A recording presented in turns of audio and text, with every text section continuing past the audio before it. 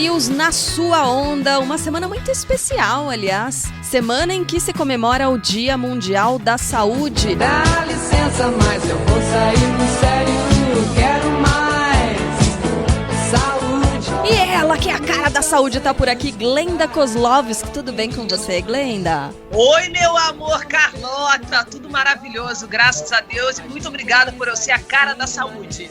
Ouça você, a cara, a voz, o corpo, é tudo, é a saúde em pessoa, essa Glenda Kozlovski. Aliás, 7 de abril, Dia Mundial da Saúde, nós teremos por aqui um pouquinho também do outro lado do médico, do profissional da saúde, do nosso colunista Álvaro Furtado, se despindo do avental, para nos contar um pouco mais desse lado humano, né, dos profissionais da saúde. Já também a gente vai ter o psiquiatra, neurocientista, pesquisador Pablo Vinícius para falar um pouco mais sobre saúde mental. E para abrir essa edição, sempre assim, né? A nossa convidada de hoje é jogadora do PSG e da seleção brasileira, tem 43 anos, participou de 6 Jogos Olímpicos e 7 Copas do Mundo. Muito obrigada por conversar com a gente, Formiga. Eu estou bem, né? Com saúde, que é o mais importante. Gente, obrigada pela oportunidade de poder falar um pouquinho com vocês. Formiga, falando sobre esse desafio todo que a gente está enfrentando, eu queria saber de você, como é que foi para você e como é que está sendo para você, já que a gente está falando aí no Dia Mundial da Saúde, enfrentar essa pandemia? Olha, Helena, no começo foi muito difícil, né? É uma coisa muito assustadora. Estou aqui em Paris, a gente tem uma certa segurança, totalmente diferente aí do Brasil, mas ao mesmo tempo nos deixou assustada, porque um momento a gente estava treinando todos os jogos, de repente cancelou tudo, aí tem que se adaptar constantemente dentro de casa, respeitar as regras, né? Aí você tinha que se reinventar todo santo dia, para ter vontade para treinar, e ao mesmo tempo incentivando as suas companheiras para não parar, né? Porque quando chega um momento assim que você fica dentro de casa, você já não tem mais o que fazer, já vem as dúvidas, será que isso vai passar logo, se não vai? Eu longe de casa, preocupado com a minha família, mas ao mesmo tempo triste e saber que a situação no Brasil não está nada bem. Bom, a Formiga, ela está falando direto de Paris, ela defende o PSG, né, nessa temporada, e você estava falando, Formiga, sobre a situação na França e a diferença da situação para o Brasil. Aqui, como você mesma ressaltou, a gente está passando por um momento muito difícil com relação ao que chega de notícia do Brasil aí na França. Como é que as pessoas estão olhando para os brasileiros? Como é que essas notícias estão sendo passadas? É verdade, é difícil às vezes chegar no treino e as meninas falarem, né? Nossa, o Brasil, tipo assim, não tem quem manda e, tipo, obrigar as pessoas a ficarem dentro de casa, porque como é que tá a sua família, você me perguntando, aí você, além de estar preocupado com a família, com os amigos também, você tem que treinar. Então, como é que você tem uma cabeça boa para treinar sabendo as condições que está no Brasil, né? Coisa totalmente diferente daqui. Isso não quer dizer que aqui na França tá mil maravilhas, porque não tá, mas as pessoas respeitam, entendeu? Eu acho que a diferença é essa, conscientização, de respeitar as regras, começar a evoluir para que todos possam voltar a trabalhar normalmente. Aqui, algumas competições estão sendo canceladas, né? No caso, por exemplo, o Campeonato Paulista, ele está suspenso. Eu queria saber se você, como atleta, é a favor ou é contra? Você acha que o esporte ele pode continuar seguindo todos os protocolos, e daqui a pouco eu vou passar uns números, umas informações bem bacanas do que tem sido feito, né, dentro do ambiente esportivo, ou você acha a favor do esporte também parar quando é necessário, no caso do Brasil, que está enfrentando esse número enorme de mortes por dia? Olha, Glenda, eu fico meio em cima do muro, na verdade, né? E o campeonato ele não parou, né? Então tem atividade e a gente espera que não pare. Mas tudo com uma boa organização. Não só os atletas têm que se proteger, eu acho que todos os funcionários também, né, dos clubes, para que isso não venha a crescer ainda mais, envolvendo os clubes. Mas se os jogadores só se cuidar com comissão, o departamento do clube todo e os funcionários, eu acho que não tem por que parar. Mas se a situação no qual se encontra o Brasil hoje, se é preciso parar, eu sou a favor. Porque se tem um deslocamento, de uma certa forma, onde outras pessoas estão contaminadas e acabam passando por esses jogadores. E muitos deles vivem com a sua mãe, com o seu pai, né, tem avós e pode levar isso para dentro de casa. Olha só que bacana essas informações aqui, são números oficiais da CBF, que é a Confederação Brasileira de Futebol, né? O futebol ficou parado ano passado durante 4 meses, né? Depois ele retornou. De agosto até o final da temporada de 2020, e eles marcam o final da temporada de 2020 na final da Copa do Brasil, foram feitos 89.052 testes de PCR, né? De Covid, tá? E desses testes que foram feitos, 13.237 foram realizados em atletas. E, segundo a CBF, apenas 2,2% de todos esses testes deram positivo. Semana Mundial da Saúde, né, do Dia Mundial da Saúde, pergunto, Formiga, como manter essa altíssima performance ao longo de toda a carreira? Tem algum segredo? Como é que são os seus treinamentos? Conta tudo pra gente. Olha, eu sou, acho que privilegiada, assim, né? Eu dou graças a Deus pela genética, eu acho que ajudando bastante. E não só contar com isso, eu acho que se cuidar, né? O meu corpo é minha ferramenta de trabalho. Então, se eu quero ainda continuar jogando em alto nível, eu tenho que me cuidar. Ah, Formiga, olha só, o seu feijão com arroz é diferente. É possível. Aliás, você come feijão aí em Paris, na França, você gosta? Com certeza. Pego do Brasil e tem que trazer, né? Ficar sem feijão não tem como. Vindo pra cá, vou pro Brasil de férias, quando eu volto a mala não vem com roupa, vem cheio de comida. Ô, Formiga, agora cá entre nós, tá? Não tem mais ninguém ouvindo, vamos fingir que a gente desligou o microfone aqui. Tem renovação de contrato com o PSG agora? Como é que tá a sua carreira? O que você pode contar pra gente daqui pra frente? É bem a pressão, né? O meu contrato com o PSG termina agora em junho, e o desejo de voltar pro Brasil, encerrar a minha carreira no Brasil. Não tenho nenhum time, não tenho preferência, com certeza não, no momento. Estou escutando proposta, né? Mas, claro, com a situação que está agora, deu uma freada, porque não tem como, né, continuar qualquer negociação agora, com a situação que está. E voltar ao Brasil, o desejo de fazer o curso da CBF, né, de treinadora, e o que puder ser feito. E jogar mais de 2 anos aí, quem sabe.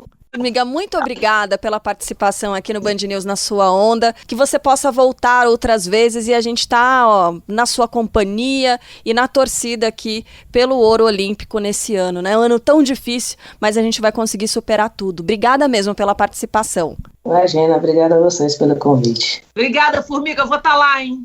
Esse ouro eu vou lá, hein? Vou estar lá na Vila do Tabaco de novo.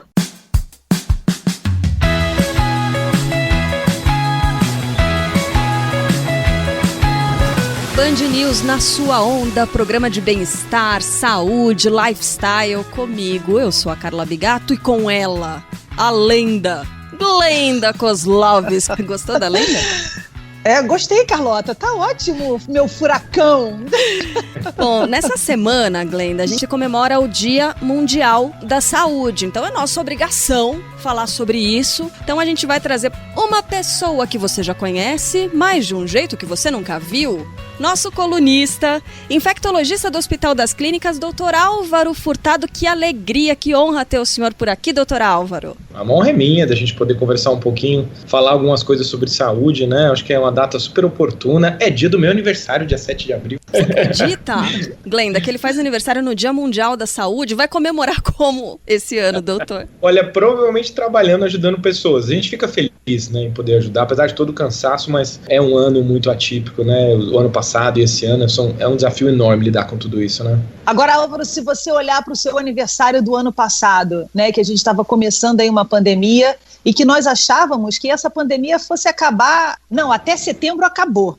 Um ano depois você está, né, comemorando seu aniversário e a gente continua mergulhado ainda mais nessa pandemia. A sensação que eu tenho agora é que nada mudou, e a sensação que eu tenho é aquela sensação de aperto no coração, e eu queria que você falasse sobre esse aniversário de 2020, para esse aniversário de 2021? Olha, Glenda, você colocou muito bem, né? Ano passado eu comemorei meu aniversário no hospital, atendendo naquele primeiro momento, foi onde começou os primeiros casos no Brasil de Covid. E pra gente era desafiador, Glenda e Carla, porque a gente não sabia ver esses pacientes. Imagina a tensão. Eu lembro do meu primeiro plantão com os residentes do HC. Falaram, doutor, o que a gente faz com esses pacientes? Eu não sei nem por onde começar. E coloca no oxigênio e vamos ver o que a gente pode fazer para melhorar e ter prognóstico. Aí depois as coisas foram, o conhecimento científico foi sendo formado com muita dificuldade. A gente tem muitas dúvidas ainda da Covid-19 depois de um ano. Eu vou falar do meu lado pessoal. Vou ser bem falar do Dr. Álvaro. Eu fazia atividade física, Glenda. Não sou uma campeã mundial como você. Mas eu fazia ginástica todo dia, fazia crossfit, cuidava da minha saúde. Eu parei de fazer atividade física, fez uma falta danada pra mim isso. Hoje eu tento fazer alguma coisa dentro de casa. As válvulas de escape de estresse pro profissional, elas praticamente se exauriram.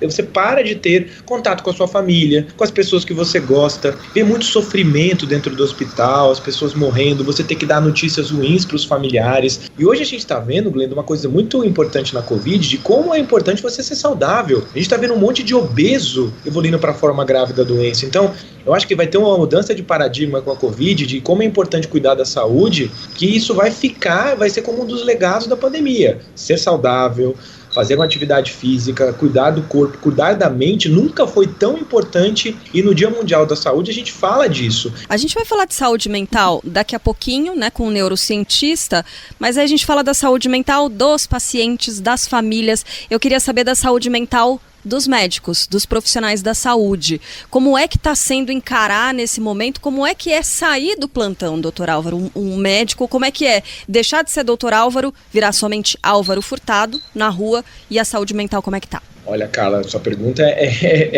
eu vou abrir o coração para responder. Quando a gente sai do plantão, a gente não sai do plantão. O celular toca o dia inteiro. A gente vive um momento da doença onde a gente é referência para os pacientes quando eles estão em casa, eles não foram para o hospital. E às vezes a gente se cobra como profissional de como conseguir suprir essa demanda de tantas pessoas querendo conversar e chorar e falar, poxa, esses dias eu recebi a ligação de um paciente, uma coisa tão, assim, muito tocante, né? Ele falou para mim, meu amor tá indo embora com Covid. Por favor, doutor, faz alguma coisa.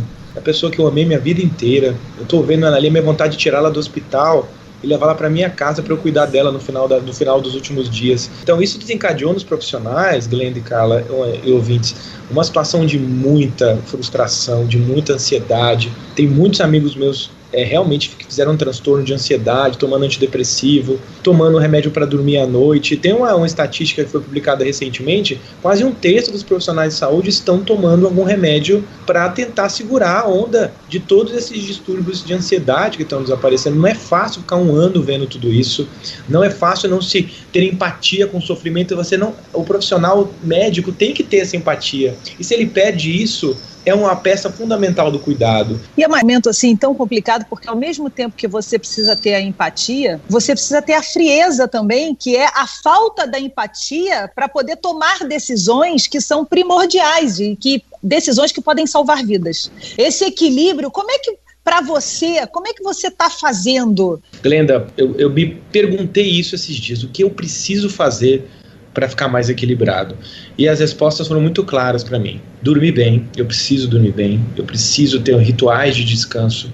Eu fiz uma mini academia aqui no meu quarto, estou fazendo atividade física todos os dias, porque isso me tira um pouco da ansiedade, me desliga um pouco. Eu preciso desligar pelo menos um tempo durante o dia. Acho que é um conselho que eu dou para os profissionais, que eles tenham pelo menos 1 hora do dia, se for possível, para tirar mesmo aquela ansiedade. E na hora de tomar decisões frias, você realmente tem que desligar um pouco aquela questão do profissional que está falando com o paciente, que tem um conhecimento científico. Você vai ter que estar centrado. É um desafio, às vezes, você aliar a empatia com conhecimento técnico científico, porque, meninas, a gente nunca viu tanta prescrição errada, tanto colega médico fazendo coisas que não são com evidência baseada. Então a gente tem que toda hora desautorizar alguém que está fazendo algo e com a leveza. Pior que é o seguinte, né, Carla? Você chega em casa, você está com as famílias, você está com as pessoas, com seus amigos e tudo, fala de Covid também, porque você vira o centro de informação. É o que Não eu ia tem jeito, comentar. qualquer dúvida você pergunta, pô, oi, tudo bem? Ai, Álvaro, me ajuda aqui. A gente recebe essas mensagens, eu tenho recebido essas mensagens durante o ano inteiro. E é uma cocoisa que você tem que acalmar, você tem que falar, calma, você tá sentindo isso mesmo? Quantos dias você começou a ter sintomas? Aí ele fala, ai, doutor, eu nem sei se eu tô sentindo, mas eu tô tão preocupado, me ajuda. E às vezes você dá uma palavrinha de 10 segundos e pro paciente é, Você me ajudou muito. Então, às vezes, eu respondo porque eu sei que 10 segundinhos vai criar a pessoa, né? Agora, Álvaro, você olhando isso tudo, já que você está na linha de frente, a gente está falando muito de mudança de olhares, mudança de valores, né? Qual é a maior lição que essa pandemia deixa para você? Para mim, muito pessoalmente falando do Dr. Álvaro, de médico, é como a vida é breve. Como a gente tem que se cuidar, para cada um do ponto de vista de vida pessoal, de que, como a gente está falando de saúde, de Dia Mundial da Saúde, que a saúde, ela são pedaços da vida da gente, né? É saúde física, saúde mental, tudo isso tem que ser trabalhado em conjunto. Então fica essa reflexão de que não vamos deixar coisas dentro da gaveta da vida da gente que não estão boas, para quando acontecer problema, a gaveta abrir na nossa cara e escancarar todos os nossos problemas. Vamos procurar ajuda, vamos se cuidar, vamos estabelecer como meta de qualidade de vida, cuidar da saúde de uma forma global. É muito importante, a gente não sabe quanto tempo vai durar essa pandemia, e quanto mais saudável você tem que conseguir se manter fisicamente, mentalmente, vai ser muito importante para segurar todo esse rojão que vai ser essa síndrome pós-Covid que a gente vai ter no mundo. Muito bem, olha, Álvaro, muito obrigada. Eu nem estou chamando de doutor, porque você está trazendo, você está abrindo a sua particularidade, a sua vida, os seus sentimentos. Então, eu estou te aproximando mesmo, Álvaro, né? Agora eu estou falando ser humano para ser humano.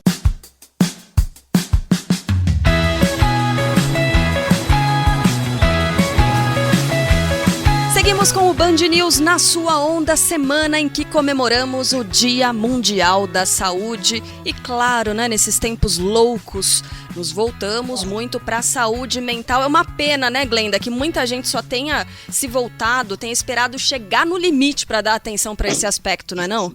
É verdade, eu acho que a saúde mental é uma coisa que a gente vem falando muito, e obviamente que a pandemia piorou muito, né? A gente tem números aí assustadores do aumento de consumo de remédio para dormir, e que, como a pandemia acabou demorando muito mais do que a gente esperava, né? Muito mais, as pessoas falam, não, daqui 1 mês, 2 meses isso acaba, e 1 ano depois eu continuo na minha casa. Pois é, então eu já vou chamar o nosso convidado aqui, Glenda. Ele é psiquiatra, neurocientista e pesquisador, Dr. Pablo Vinícius. Como vai, doutor? Muito obrigada por conversar com a gente. Olá, gente, tudo bem? Eu que agradeço o convite. É muito importante, eu recebo esses convites com todo o prazer do mundo para falar de saúde mental. Do Pablo, olha, é um prazer enorme, eu adoro esse assunto neurociência, eu adoro falar sobre o cérebro. Eu queria saber, assim, de cara, o que a neurociência pode ajudar nesse momento tão difícil onde a gente fala de saúde mental? Glenda, eu costumo dizer o seguinte, a própria Organização Mundial de Saúde, no início da pandemia, ano passado, alertou o mundo, as nações, sobre a necessidade de olhar com atenção à saúde mental das suas populações. E isso não foi à toa, não foi por causa da pandemia, não, porque já vínhamos muito doentes enquanto sociedade. Para você ter uma ideia, antes da pandemia, o Brasil já era o país mais ansioso do mundo. Nós éramos o segundo país do mundo a consumir calmantes, o país mais depressivo da América Latina e o 5º do mundo. Já éramos isso. Então, de certa forma, já vínhamos muito doentes, só que aos trancos e barrancos, empurrando, síndrome de burnout ali, depressões ali, pânico acolá, insônia. Há um estudo do Instituto do Sono em São Paulo que mostra que 75% dos paulistanos têm pelo menos 2 queixas relacionadas ao sono. A pandemia veio ser o catalisador, o potencializador, uma coisa que veio colocar isso para fora, que estava debaixo do tapete. E aí a gente, enquanto mundo, enquanto sociedade, não teve como negar o que já estava acontecendo. Doutora Glenda, ela citou algo muito interessante na rotina dela e que eu tenho certeza que retrata um pensamento na rotina de muita gente, que é o seguinte: eu estava pronta para encarar um isolamento social de 1 mês. 2 meses. E aí isso vai se estendendo. Já é 1 ano, né, que as pessoas estão isoladas, estão dentro de casa e agora tendo, mais uma vez, que se isolar ainda mais por causa dessa segunda onda. O cérebro, ele trabalha com espaços de tempo definidos. Como é que é melhor a gente separar, dividir, né, esses períodos para a gente conseguir lidar melhor com isso? Perfeito. O cérebro precisa de rotina. Essa é a grande verdade. Quando houve a ruptura da rotina anterior, lá em março do ano passado, e essa alteração de rotina foi abrupta, nosso cérebro não é preparado para esse tipo de adaptação. Nós adaptamos de forma lenta. É verdade que nos adaptamos, mas não de forma abrupta. Aí está, talvez, a grande questão que aumentou o adoecimento mental, que é exatamente a perda dessa rotina que tínhamos. E eu vou explicar por quê. O cérebro, ele tem um negócio chamado relógio biológico, que as nossas células estão perfeitamente conectadas com o ambiente que a gente está inserido, dia e noite. Então, para você ter uma ideia, quando o sol começa a despontar e começa-se o dia, imediatamente começa uma série de reações fisiológicas que me prepara para o dia. Ou seja, nós somos programados em nossa rotina mediante esses estímulos ambientais. Então, olha como foi confuso essa alteração da rotina e estamos pagando um preço alto até hoje. Como é que você fala para as pessoas? Como é que, agora, como neurocientista e como psiquiatra, psicólogo, alguém que estuda a mente, como é que você chega para alguém? Não tem jeito. A realidade é que, de repente, a rotina de todo mundo mudou, né? Uns lidam melhor, outros lidam pior. Então, como é que você chega para alguém e mostra para alguém e faz esse alguém a entender a importância de se criar uma rotina para que a vida dele melhore? Porque rotina significa disciplina. O ideal, eu sempre trabalho com micrometas, micropassos. Eu adoro esse conceito. Esse conceito foi importado lá da física, Glenda, que o elétron, ele anda de passo a passo, ele não chega num lugar muito distante de uma vez só. Por que as pessoas se angustiam? Porque elas têm na mente uma meta muito distante do seu presente, da sua realidade. Elas nunca vão conseguir e vão viver frustradas. Então, o próprio cérebro precisa disso. E aí ele começa a se sentir autorrealizado quando ele atinge uma micrometa. Então, o que eu sugiro para as pessoas? Fazerem uma agenda ao longo do dia, com micrometas, com micropassos.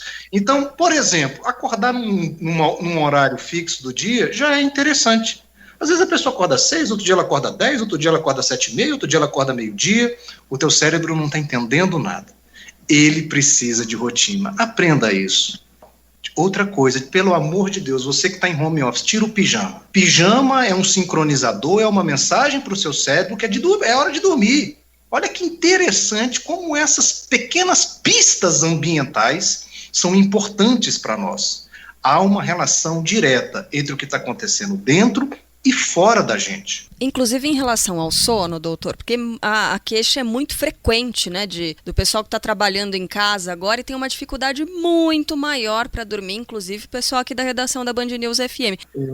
O sono realmente já estava ruim, né? Nós já estávamos falando de 75%. Creio eu que hoje nós podemos falar em 90% e alguma coisa aí. Sono é estilo de vida. Sono é qualidade de vida. Sono é a expressão de como você vive seu dia. Eu costumo dizer o seguinte: as pessoas acham que o corpo do dia é diferente do corpo da noite, que o cérebro do dia é diferente do cérebro da noite, que há uma chavinha que ela desliga o dia e começa a noite. Não é isso. O cérebro que você entrega para o seu travesseiro é o mesmo cérebro que você está vivendo de dia. Então vai fazendo metas pequenas, vai mudando a sua dieta lentamente, vai acrescentando atividade física lentamente, coloque rotina na sua vida, horário de dormir, horário de acordar. À medida que você for fazendo isso, daqui a 30 dias você me escreve. Doutor Pablo Vinícius, psiquiatra, neurocientista e pesquisador. Vamos passar então o Instagram do senhor, doutor, para que o nosso ouvinte possa contar qual é o resultado dessa experiência. Ah, que legal. DR Pablo Vinícius. DR de doutor Pablo Vinícius. Muito bom.